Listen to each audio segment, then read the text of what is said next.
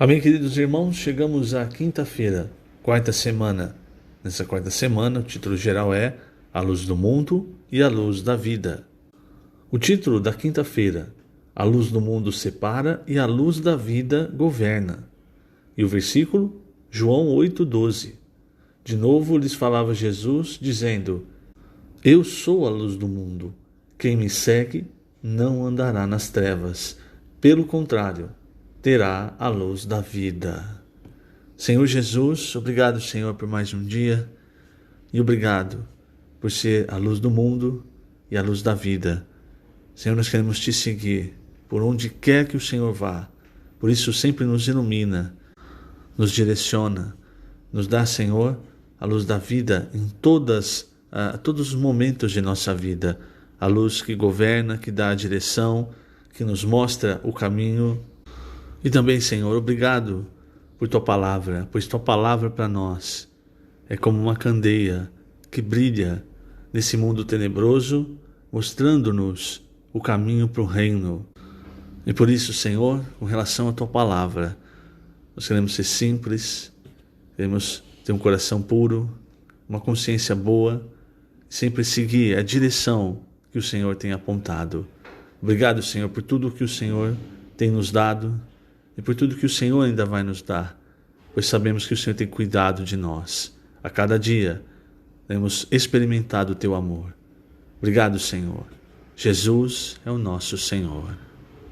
Muito bem, queridos irmãos, como nós vimos ontem, em João 8, aquelas pessoas estavam preparadas para tirar pedras naquela mulher que foi pega em adultério, quando o Senhor levantou e disse: aquele que dentre vós estiver sem pecado, que seja o primeiro a tirar pedra.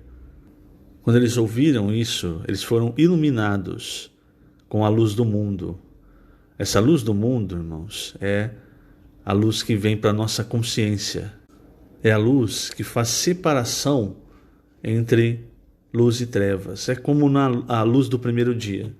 Se você vai para Gênesis, você vê que quando o Senhor, a primeira coisa que o Senhor cria, o Senhor faz é a separação entre luz e trevas. É o primeiro dia.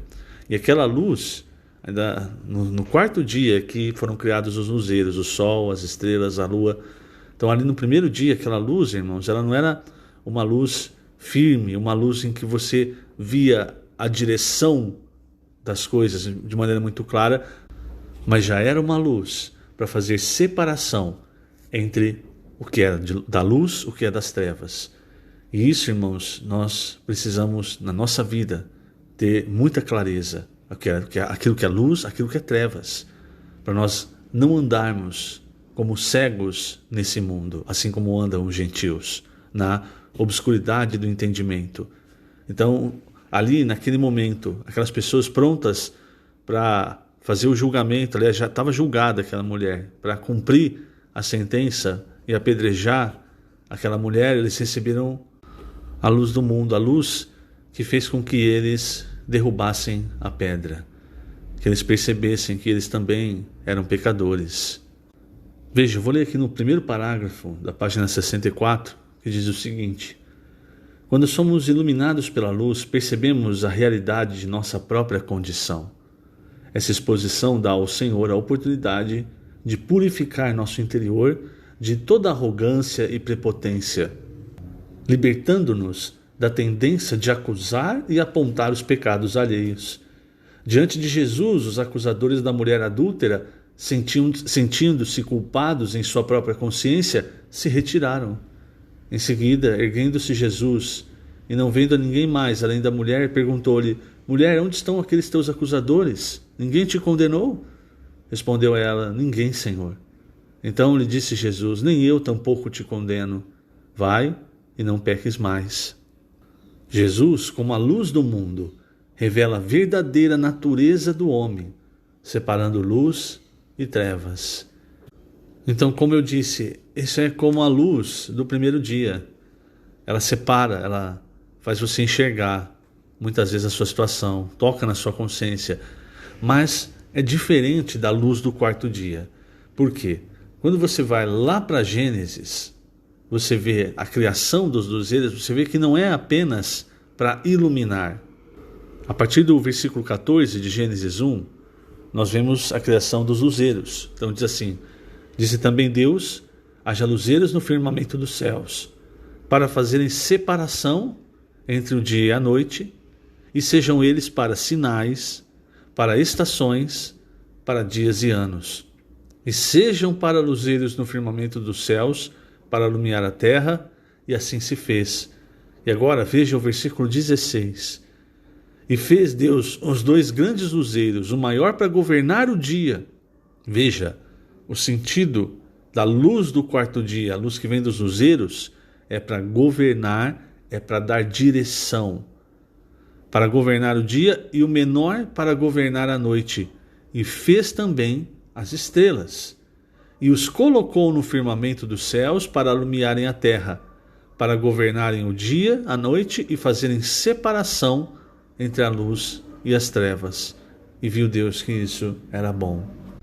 Então você percebe, a luz do quarto dia é uma luz mais forte, é uma luz que deixa tudo claro para que você veja o caminho, veja a direção, é para governo.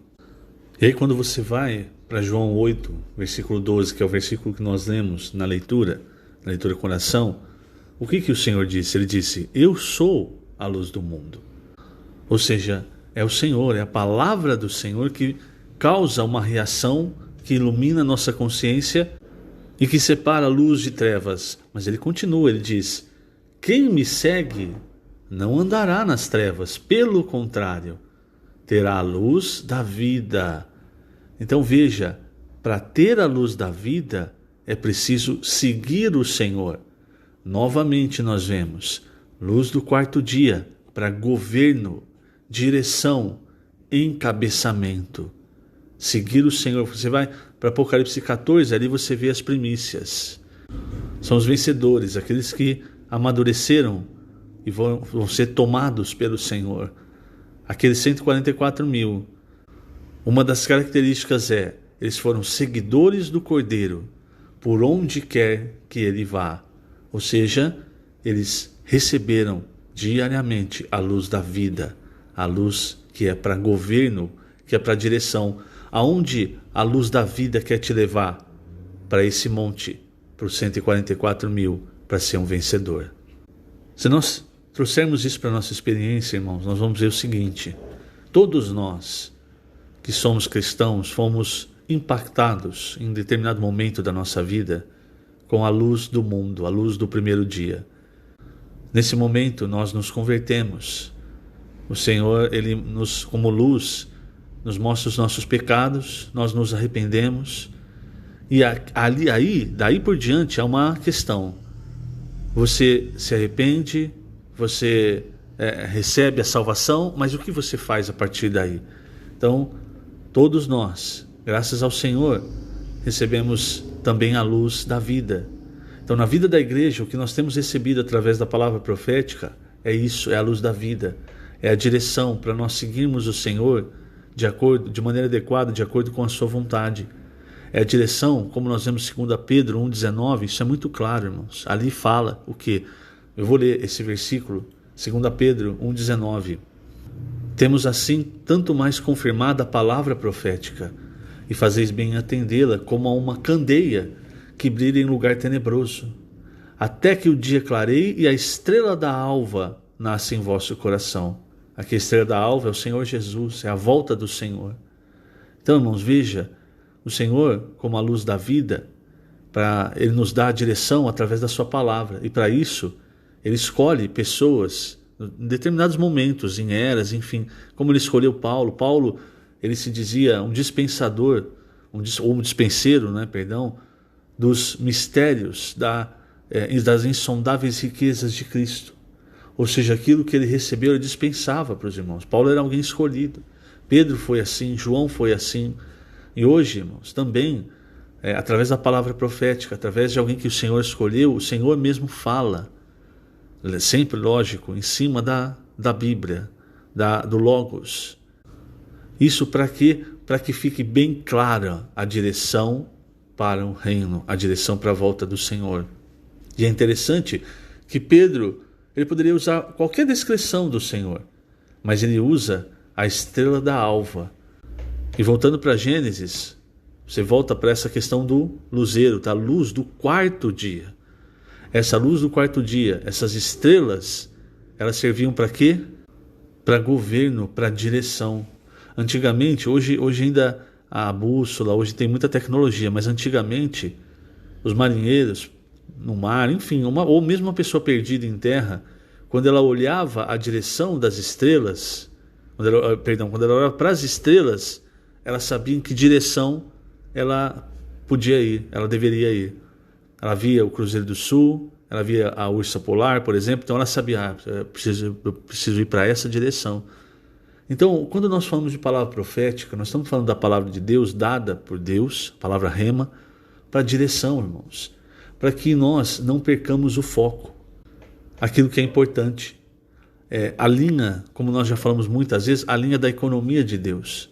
Foi isso que Paulo, por exemplo, quando ele envia Timóteo lá para Éfeso, e fala para Timóteo, escreve a primeira carta a Timóteo, foi isso que Paulo queria que os irmãos não se desviassem do foco, daquilo que produz a economia de Deus, na fé das pessoas.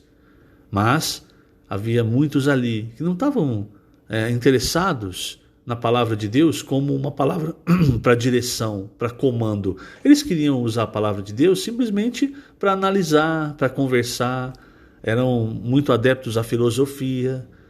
Hoje, irmãos, analisar, estudar a palavra de Deus fica em segundo plano.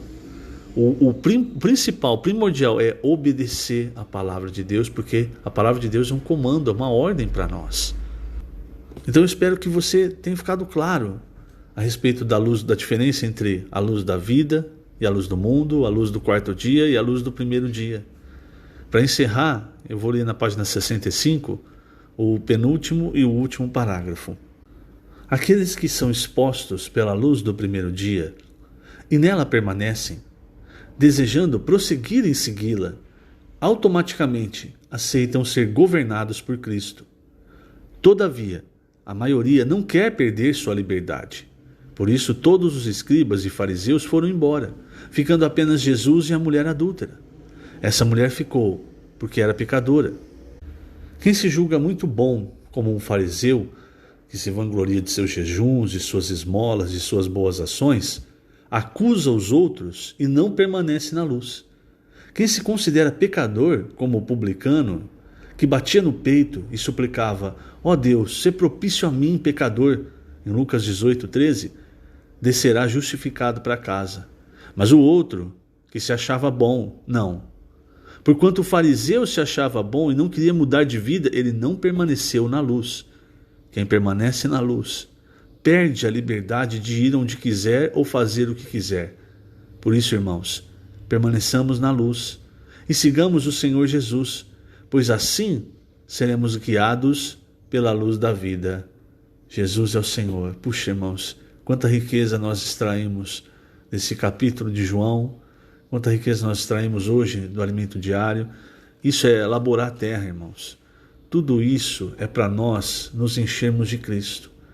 E às vezes nós somos tão arrogantes, né? A gente fala: eu ouço muito, para mim é só a Bíblia, mas também não lê a Bíblia, né? Lê a Bíblia só quando está numa reunião, alguma coisa assim. E Deus mandando palavra, mandando seus servos para tomarem aquilo que eles ganharam e nos dar, para que nós recebamos, laboremos a terra, trabalhemos na terra para nos encher de Cristo. O fruto da boa terra é Cristo. Então, irmãos, veja quanta riqueza nesse dia do alimento diário, quanta riqueza no Evangelho de João, nesse capítulo 8. O que nós estamos fazendo com tudo isso? Se isso ainda está fora de nós, irmãos, é porque nós não estamos aproveitando a boa terra, que é Cristo, que nos foi dada. É a mesma coisa que alguém entrar na boa terra ali de Canaã, os filhos de Israel, e aí tem um bom pedaço de terra, e ao invés de começar a cultivar algo, ele apenas construiu a sua casa, e aí agora ele fica dependendo dos outros só. Não, irmãos, nós, lógico, como uma grande festa da colheita, nós recebemos aquilo que os irmãos nos dão, mas nós também trabalhamos na terra para desfrutar Cristo, para nos encher de Cristo, para que a palavra para inculcar a palavra na nossa mente, no nosso coração, para que o nosso coração, irmãos, tenha um dono, Cristo. Ele, como a palavra, habita no nosso coração, habita no sentido de Ele é o dono. Que o Senhor te abençoe grandemente nesse dia. Lembrando, estamos colocando essas gravações no canal do YouTube da Igreja em Ribeirão Preto. Jesus é o Senhor.